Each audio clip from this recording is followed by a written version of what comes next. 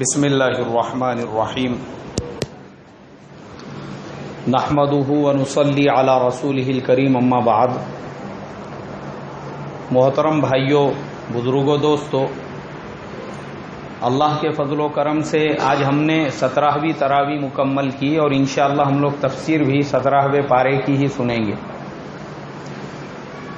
17ویں پارے میں اللہ تبارک و تعالی نے 17ویں پارے کی جو شروعات ہے وہ سورہ انبیاء سے کی ہے۔ انبیاء جو ہے یہ عربی زبان میں نبیوں کی جمع ہے، یعنی بہت سارے نبی۔ اب اس سے معلوم ہوتا ہے کہ اس صورت میں اللہ تبارک و تعالی نے بہت سارے نبیوں کا واقعہ بیان کیا۔ اس صورت کے شروع میں ہی جو ایک آیت اللہ نے نازل کی، لو کان فیہما آلیہۃ الا اللہ لفسدتا فسبحان اللہ رب العرش عما یصفون۔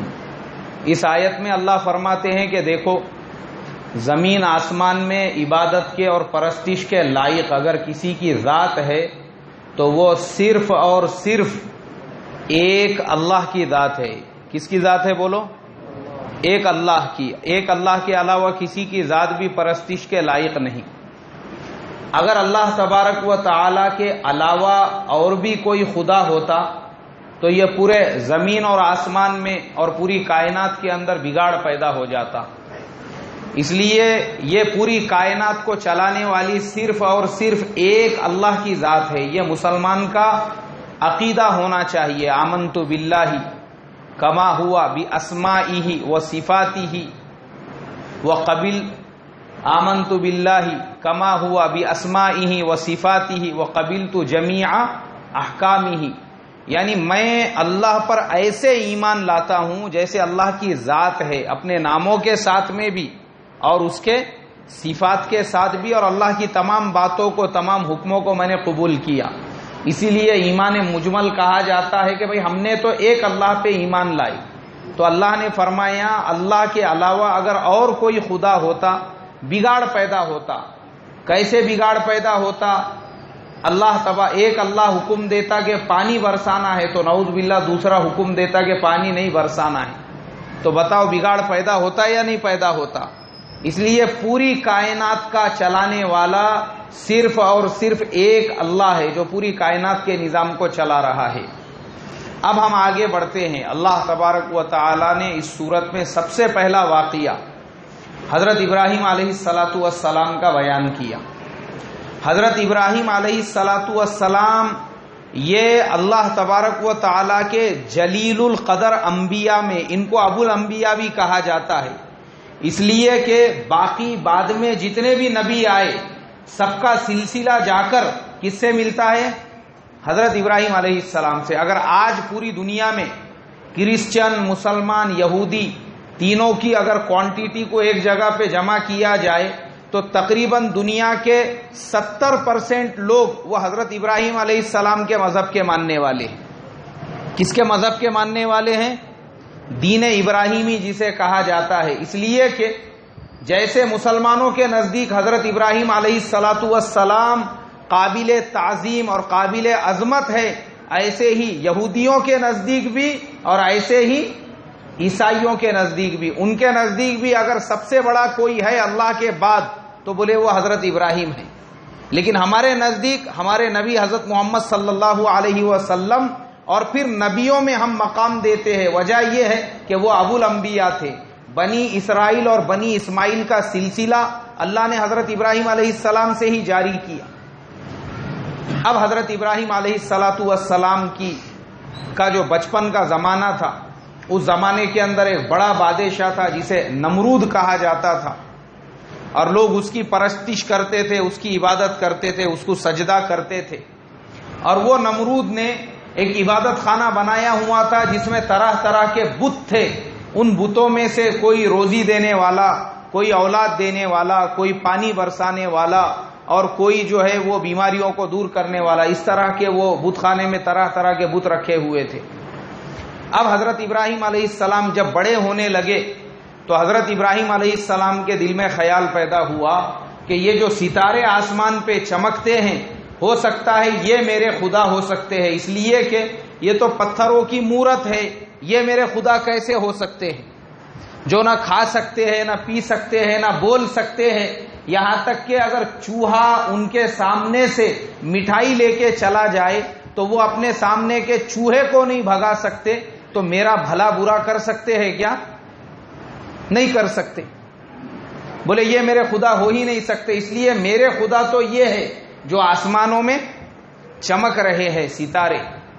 اب اس کے بعد میں ستارے جو ہے وہ جیسے ہی چاند آیا، 14ویں کا چاند آیا، ویسے ہی ستارے غائب ہو گئے۔ قال انی لا احب الآفلین، ارے یہ ستارے تو چلے گئے، بولے یہ میرے خدا نہیں ہو سکتے۔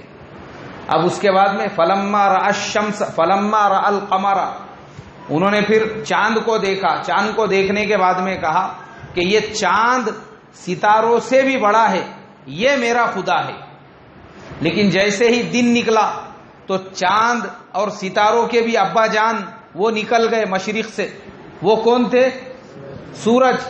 اب انہوں نے جب سورج کو دیکھا، فلما رأى الشمس بازغا قال هذا ربی هذا اکبر، یہ سب سے بڑا ہے، ستاروں سے بھی چاند سے بھی سب سے بڑا ہے، یہی میرا خدا ہے۔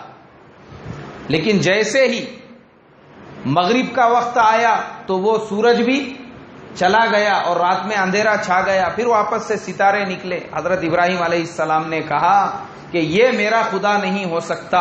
اس کے بعد انہوں نے آنکھیں بند کی اور اللہ تبارک و تعالی نے دین حنیف کا القاء کیا ان کے قلب میں، تو انہوں نے پڑھا انی وجہت وجہی للذی فطر السماوات والارض حنیفا وما انا من المشرکین۔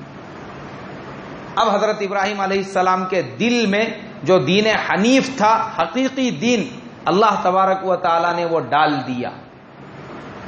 تو ابراہیم علیہ السلام کو بچپن سے ہی نفرت تھی، اس لیے ان کے گاؤں میں وہ لوگوں کو سمجھاتے اور لوگوں کو بتاتے، ارے بھائی تم کن کی عبادت کر رہے ہو، ان کی جو خود کا بھلا برا نہیں کر سکتے۔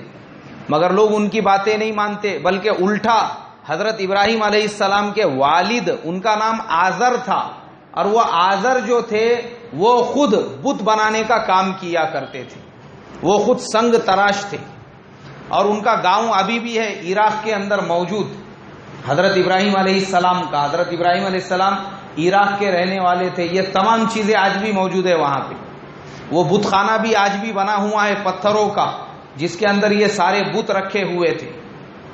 اب حضرت ابراہیم علیہ السلام قوم کو سمجھاتے تو لوگ نہیں مانتے۔ اب ایک دن وہ گاؤں کے اندر میلہ لگا ہوا تھا، سارے گاؤں کے لوگ وہ میلے کی طرف نکلے، اور لوگوں نے حضرت ابراہیم سے بھی کہا، انہوں نے کہا کہ دیکھو میری طبیعت صحیح نہیں ہے، اس لیے میں نہیں آ سکتا ہوں، تم لوگ میلے میں جاؤ۔ اب اس کے بعد حضرت ابراہیم علیہ السلام اپنے ہاتھ میں ایک ہتھوڑا لے کر وہ بت خانے کے اندر پہنچ گئے، اور حضرت ابراہیم علیہ السلام نے سارے بتوں سے کہا کہ دیکھو تم لوگوں کا بھلا برا کرتے ہو، لیکن آج میں تمہارا صرف برا ہی برا کرنے کے لیے آیا ہوں، اگر تم خود کی حفاظت کر سکتے ہیں تو خود کو بچا دو۔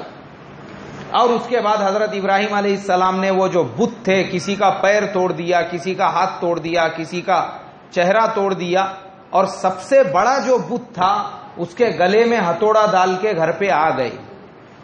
لوگ میلے میں سے واپس آئے، اب چونکہ میلہ تھا، دھوم دھڑاکا جترا لگے ہوئی تھی، ہاں تھیٹر بھی آئے ہوئے تھے وہ زمانے کے حساب سے، جیسے ہمارے یہاں یہ زمانے میں کاڑو باڑو جیسے تھیٹر آتے نا جترا کے اندر، وہ زمانے میں بھی میلے لگتے تھے، اور وہ زمانے میں بھی اس طرح کے پروگرام ہوتے تھے۔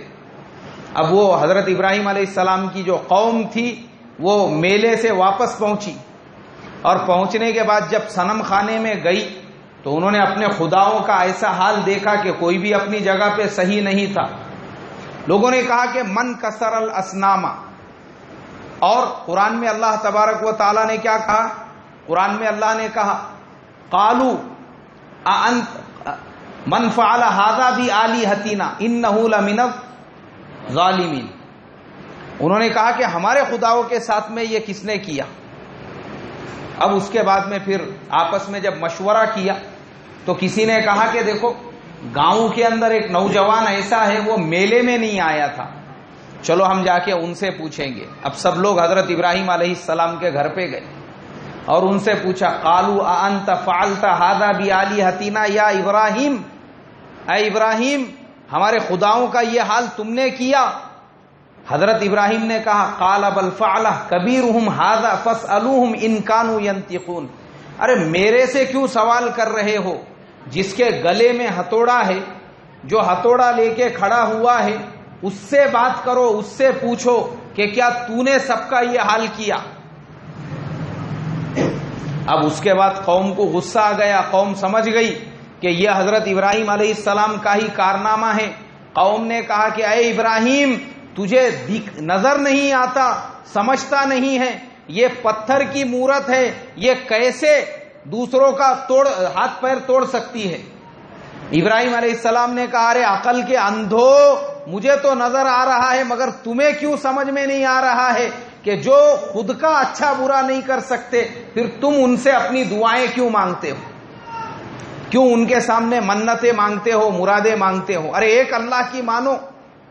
قوم نے کہا کہ ابراہیم کو سزا دینی پڑیں گی. فارادوا به کیدا فجعلناهم الاسفلین وقال انی ذاہب الی ربی سیہدین.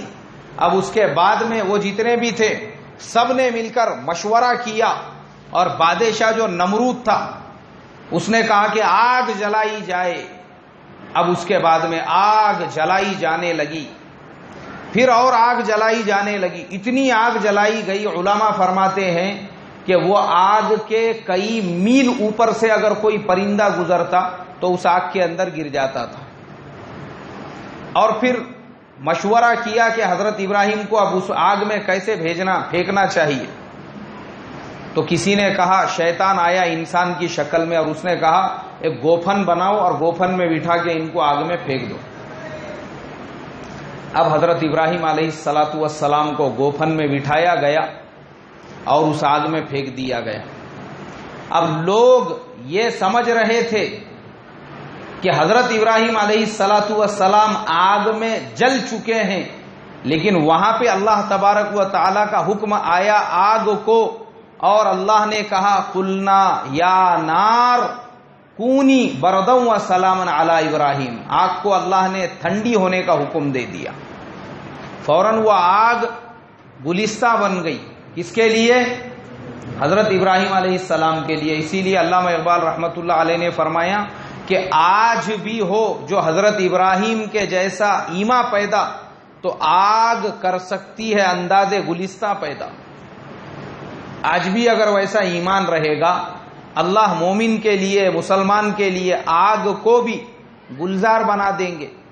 وہ آگ گلزار بن گئی اور قوم یہ سمجھنے لگی کہ ہم نے حضرت ابراہیم کا کام تمام کر دیا، مگر کوئی حضرت ابراہیم علیہ السلام کے جسم کا بال بھی نہیں جلا اس آگ سے، اور آگ ان کے لیے گلستان بن گئی. تو اس واقعے سے یہ پتہ چلتا ہے میرے محترم بزرگوں کہ مسلمان نے صرف اور صرف ایک اللہ کی ماننا چاہیے. کس کی ماننا چاہیے؟ ہاں، ایک اللہ کے علاوہ نہ کوئی درگاہ، نہ کوئی بابا، نہ چلم والے بابا، نہ پٹکے والے بابا، نہ پگڑی والے بابا، نہ یہ والے نہ وہ والے، کوئی نہیں. اگر کسی کی ذات ہے تو کس کی ذات ہے؟ ایک اللہ کی ذات ہے. اصل میں ہمارا ہندوستان، پاکستان، بنگلہ دیش تینوں ملکوں کا عقیدے کا معاملہ بہت خراب ہے. ہمارے جو عقیدے ہم بھلے ہی اپنی زبان سے کتنا ہی اللہ اللہ کر لو، ہمارے دلوں میں بابا کہیں نہ کہیں بیٹھے ہوئے ہوتے ہیں، اور جب ضرورت آتی ہے وہ ٹائم پہ ہمارے اندر کا بابا جاگ جاتا ہے. میں نے دیکھا ہوں، ہم لوگ جب حج کے لیے گئے تو وہاں پہ مکہ مکرمہ میں اپنے بوپوڑی کے ایک دوست ہے ہمارے اسلم بھائی بول کے، وہ تقریباً بہت سالوں سے ہے مکہ مکرمہ کے اندر ہی، وہ انجینئر کے جو ہے وہاں پہ اسسٹنٹ ہیں. ان کو پتا چلا کہ بھئی اپنے پونے کے ساتھی لوگ آئے ہوئے ہیں حج کے لیے، تو انہوں نے کہا کہ میں ایک دن تم کو پورا حرم شریف گھماؤں گا، بتاؤں گا حرم شریف کے کون سے دروازے کی کیا تاریخ ہے اور کون سے جگہ کی کیا تاریخ ہے. اب ہم نے کیا کیے کہ ہمارے ساتھ کے جتنے حاجی تھے ان کو ظہر کی نماز میں جمع کر دیے، اور وہ جو اسلم بھائی تھے وہ ہم لوگوں کو بتانے لگے. پہلے نمبر کے دروازے سے انہوں نے شروعات کی. بولے یہ باب العبد العزیز ہے اور یہاں پہ ایسا ہوا تھا ویسا ہوا تھا. پھر آگے بڑھے, یہاں حضرت بی بی فاطمہ کا مکان تھا. پھر آگے بڑھے, یہاں پہ اللہ کے نبی کا مکان تھا. پھر آگے بڑھے, یہاں پہ یہ تھا, یہ فتح مکہ کے وقت میں یہاں سے مسلمان داخل ہوئے تھے. اس طریقے سے وہ پورا بتانے لگے. اور اس کے بعد کہا کہ پوری دنیا میں صرف یہ ایک جگہ ایسی ہے جہاں پہ اللہ تبارک و تعالی کا جو نور برستا ہے وہ کہیں پہ بھی نہیں برستا. تو ہمارے ساتھ میں ایک حاجی صاحب تھے, انہوں نے بولے نہیں نہیں نہیں نہیں نہیں نہیں, بولے اسلم بھائی دھوکہ کھا گئے. بولے تم نے. اسلم بھائی نے بولے کیوں بھائی کیا ہوا؟ اس کا مطلب تم اجمیر کو گئے سے نہیں. بولے پھر ہاں اجمیر کو گئے نہیں. بولے تم اگر اجمیر کو جاتے نا پھر یہ جملہ نہیں بولتے تھے جو تم نے بولے نا کہ یہاں جو رونق برس رہی پوری دنیا میں ایسی رونق کہیں نہیں ہے.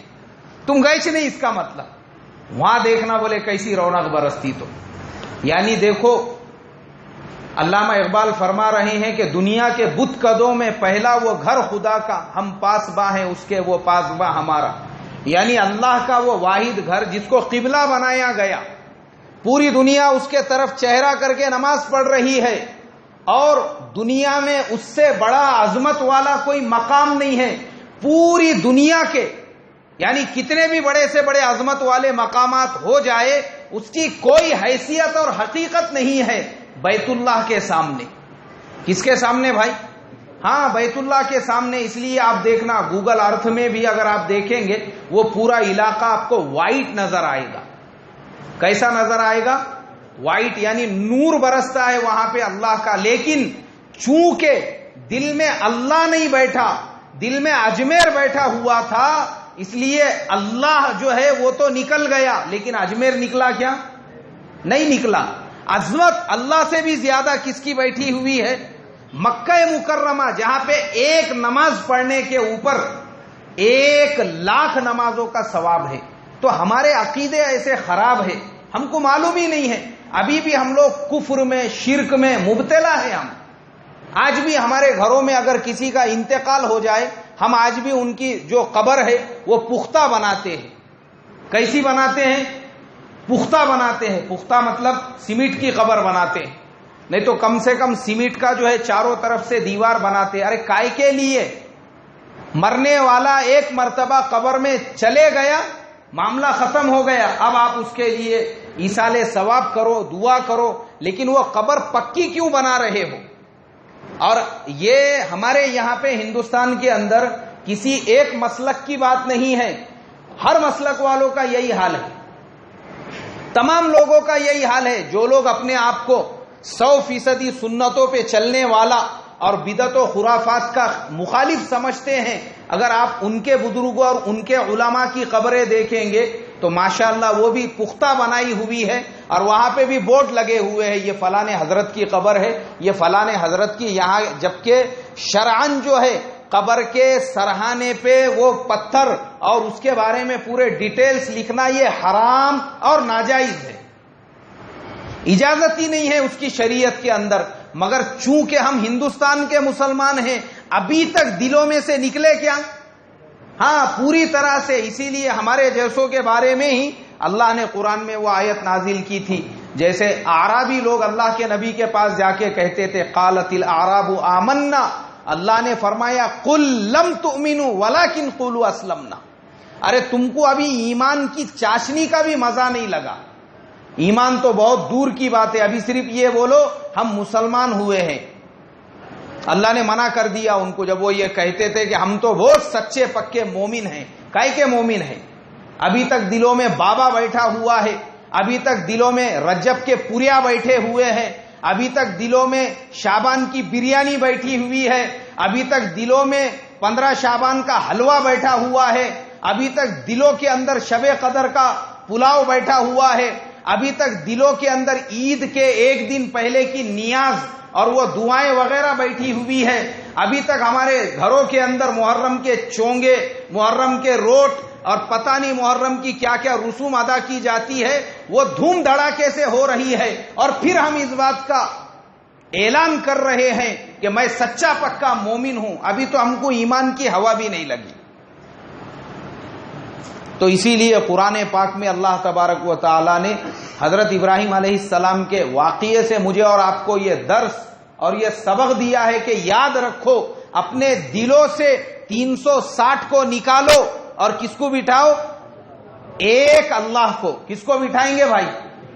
ایک اللہ کو. یہ بزرگوں کی جو محبت ہے، یہ قبروں کی جو محبت ہے، نکلنے کا نام نہیں لے رہی ہے. ایک صاحب سے میری ملاقات ہوئی، ان کا بچہ آیا. آنے کے بعد میں نے کہا ماشاءاللہ بہت پیارا بچہ ہے، کیا نام ہے بیٹا تمہارا؟ بولے میرا نام زکریا ہے. تو میں نے اس کے والد سے پوچھا، میں نے کہا ماشاءاللہ اچھا نام رکھے، کس کے نام پہ رکھے؟ بولے شیخ زکریا کے نام پہ رکھے. ارے میں نے کہا اللہ کے نبی حضرت زکریا کے نام پہ رکھتا تو تجھے زیادہ ثواب ملتا تھا. تو یہ بولو کہ کس کے نام پہ رکھا ہوں؟ نبی کے نام پہ بولو، بزرگوں کے نام پہ مت بولو. نبی کے نام پہ، اللہ کے نبی حضرت زکریا کے نام پہ میں نے اپنے بیٹے کا نام زکریا رکھا. آج ہمارے دلوں میں اصل میں کسی بھی مسلک کے ہم ماننے والے ہو، اکابرین کی